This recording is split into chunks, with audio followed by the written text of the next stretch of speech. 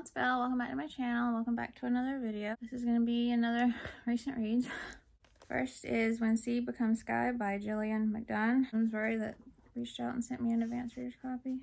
It's been a long time, but I think that's right. Bex and Davy's summer in the salt marsh is different this year. Thanks to the record-breaking drought, even the fish seem listless, and each day the water levels lower, farther. When they discover a mysterious underwater statue, they're thrilled at the chance to solve the puzzle of its origin. This is the summer adventure they've been waiting for. When they learn of a development plan that will destroy their special spot, they'll need to act quickly. Unfortunately, sometimes progress happens whether you're ready or not.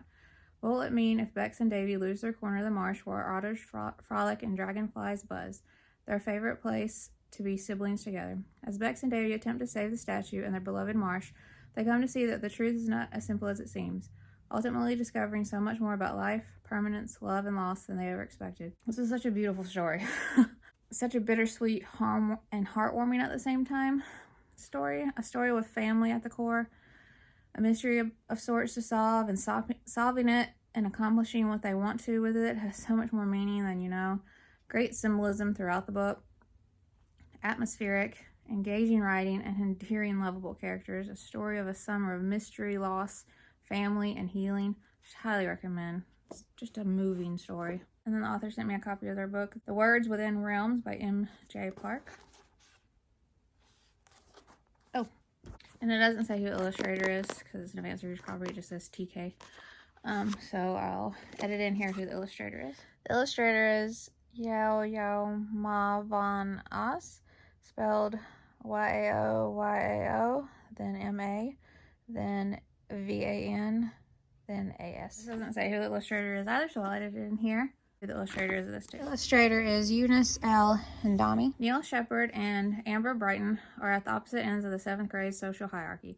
Amber rules on top as a volleyball prodigy and ace student, while Neil flounders about somewhere much lower. Hardly a week into classes, Neil and Amber make a life-changing discovery. There exists another realm, hidden from our own. Here, magic is real, and wizards and sorcerers are engaged in never-ending conflict. Now, each day after classes, Neil leaves his ordinary life behind and enters Realm 2 to train as a wizard, while unbeknownst to him, merely a few classrooms away, Amber abandons her extracurriculars to train on the opposing side as a sorcerer. Friendships are tested, loyalties are drawn, and beneath it all, a plot unfolds threatening to ignite war between wizards and sorcerers. This is such a great read. Chapters alternate between Neil and Amber, so we get to fully see both of their very different experiences, and I love that, just like I always do. I also love how we also get to see the ins and outs of their ordinary daily lives, as well as their newfound magical lives in Realm 2. There's mystery, magic, family secrets, villains, friendship, danger, suspense, and so much more. I really can't wait to see what happens in the next book, which I think is already out. So, just highly recommend. And then I read The Incredible Talking Machine by Jenni Spangler, illustrated by Chris Mould.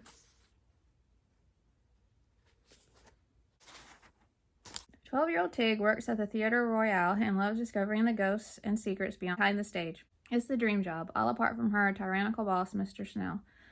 When an impressive new act, a talking machine, arrives at the theater, Mr. Snell's strange behavior suddenly becomes downright suspicious. The machine seems to have a life of its own and is clearly hiding a dangerous secret. Tig finds herself in a race against time to solve the mystery before the theater and everyone in it are lost forever. It's such an imaginative story, and I had a really great time with it. And there's mystery, danger, magic, and more. It's a gothic Victorian adventure, and I just love that. Tig did annoy me at times, but other than that, this had so much going for it. There's weird gadgets, villains with a dastardly plot of sorts, friendship, and maybe even a ghost. So just a fun time, just a fun read. Very atmospheric. And I read Turtles of the Midnight Moon by Mariah Jose Fitzgerald. I think Random House Kids has sent me this. Thank you so much. Illustrated by Ziana Sharif. Abby is feeling adrift in 6th grade, trying to figure out who she is and where she belongs after her best friend moved away from New Jersey. When Abby's pappy plans a work trip to Honduras, she is finally given the opportunity to see his homeland, with Barana as her tour guide. But Barana has other plans. Someone has been poaching turtle eggs, and she's determined to catch the culprits. Soon, Abby and Barana are both consumed by the mystery, chasing down suspects, gathering clues, and staking out the beach in the dead of night. Will they find a way to stop the poachers before it's too late? It's just a heartwarming story, and I don't think I've ever read a book mostly set in Honduras, so I loved reading about this new for me place, and also loved seeing a book so focused on sea turtles and protecting them, and what a hard thing that can be for so many reasons, one unfortunately being awful humans.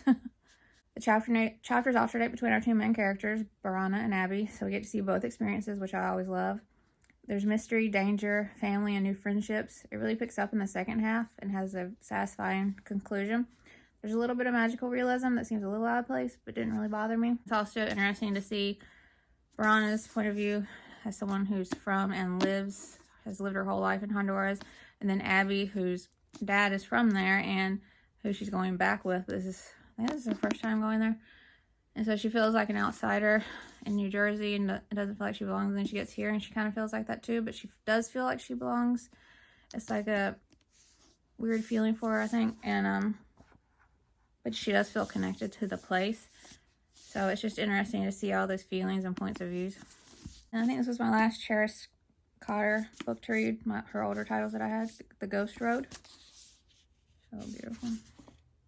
Illustrator is Jensine Ekwall. Ruth is heading to Newfoundland to stay with family she's never met instead of spending the summer traveling with her dad. Ruth's cousin Ruby is also staying for the summer, and the two discover they have a lot in common. They both lost their moms when they were 2 years old. They're the same age, and they even like the same food. When they find ominous information on some tombstones in the local cemetery, Ruth and Ruby start investigating their family's past and discover a curse. Twin girls are born in every generation and they die young, leaving their children without mothers, just like Ruth and Ruby. What's more, one of the twins always has the sight and can see the ghost road that leads to the mysterious lost settlement of Slipper's Cove. What happened there? What does it have to do with their family? And who is the ghostly presence that keeps visiting Ruth late at night? The answers lie somewhere along the ghost road, if only they can find it. So now, after reading several books by this author, I can now say she's a favorite. I absolutely love this book, just like all of her others that I've read. This has a family curse, ghosts, family secrets, adventure, mystery, suspense, and more. Beautiful writing and just so atmospheric. I want to go to this place so bad. The author painted a vivid image in my mind with her words, engaging writing, and a wonderful set of characters. Twists and turns and so many oh my goodness moments. Just highly recommend. And I think it says she lives in Newfoundland, so I'm sure just looking out her window she can. And I think she has 1 or 2 cemeteries where she lives. Like she just looks out the window, so she just writes ghosts like, oh, I want to go there. I want to visit this author's house. Just highly recommend. And then I read the second in the Mapmakers graphic novel series, Mapmakers and the Enchanted Mountain by Cameron Chittock and Amanda Castillo, and Amanda's illustrator.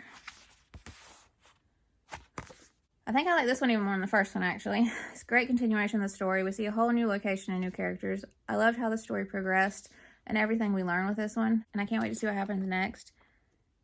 And there's just so many interesting things, and it's just beautiful. Such a great story, and the friendships and the families that they meet in this one, and the art's beautiful. Then I read the first in the Lost Space Treasures series, Exostar by Rae Knightly. The author had sent me a copy. Thank you so much. A piece of scrap. That's what the townsfolk on Trinket's planet call her. With her prosthetic leg and curious blue veins in her hands, the 12-year-old wonders if they're right. Whether android or mortal, Trinket knows that her existence depends on getting off-world before their cruel remnants send her to the scrapyard. But when the remnant's supreme leader learns of her existence, it sends a shockwave through the Magnus star cluster. Trinket could be the key to a legendary spaceship rumored to hold the greatest hoard of gems in the galaxy, and the ruthless Supreme Leader wants it. Trinket must find the treasure first to discover her identity, or get the truth from the Supreme Leader.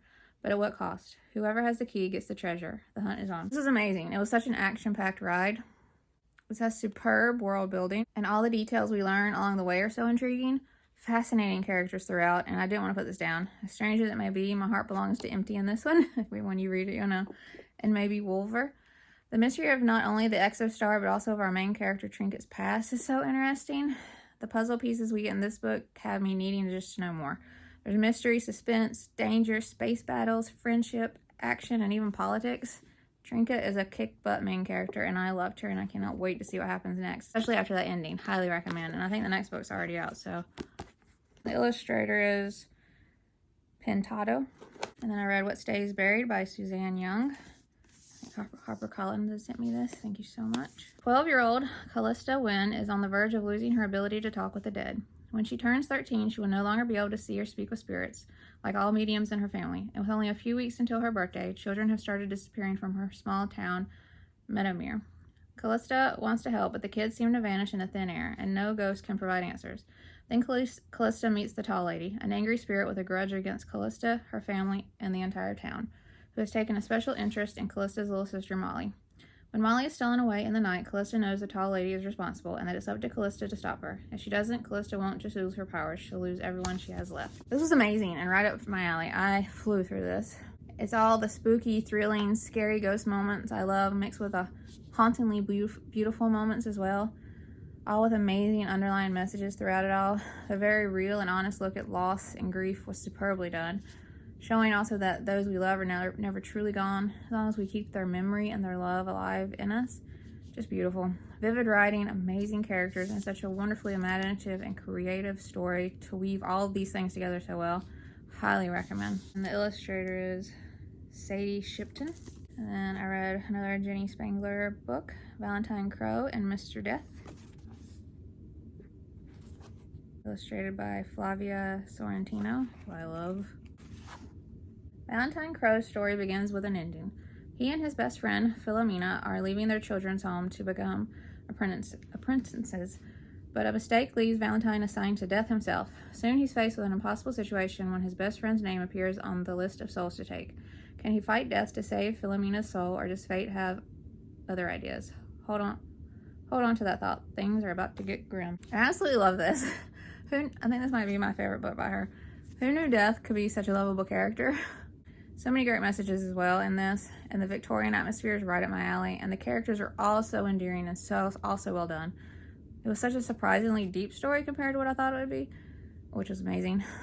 And that's as an adult, but I think kids will just love it for it being a fun, amazing read, which it is that too. Death is honest, almost human-like, and surprisingly quite funny. Highly recommend. And then lastly for this video, Jadie in 5 Dimensions by Dianne K. Salerni. Illustrator is Christina Kister.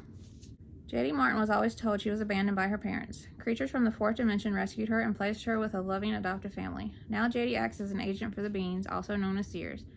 She uses the 4th dimension as a shortcut to travel anywhere on Earth, performing missions calculated to guide the world toward a brighter future. But then Jadie discovers that her origin story is fake. In reality, her birth family has suffered multiple tragedies and disasters engineered from force space, including the devastating loss of their baby girl, her. Doubting the seers, Jadie starts anonymously observing her long-lost family. Why are they so important? What are the true intentions of the seers? And what will all-powerful 4-dimensional beings do to a rebellious human girl when they realize she's interfering with their plans? I've loved everything I read by this author so much. This was incredible. This is such a mind-bending story, full of mystery, adventure, friendship, suspense, and more. The alternate dimensions and everything about them, including the backstory and more, were so well done. The physics of it all and the details made my brain hurt just trying to read it, imagine it, and try to wrap my brain around it. So props to the author for being able to come up with it all and then write it and have it all come together. It's just brilliant. So many twists and turns, edge of my seat moments, couldn't put it down. The people behind it all were not at all what I was expecting, and I love that. Just highly recommend. I cannot wait for more middle grade from this author. Alright y'all, that's it for this video. Did you see any that you want to read? Have you read any already? Did you like them? Did you not? Let me know in the comments, and I hope you enjoyed the video, and if you would like to subscribe, I would love that if you'd like to, and I'll see you in my next video. Bye.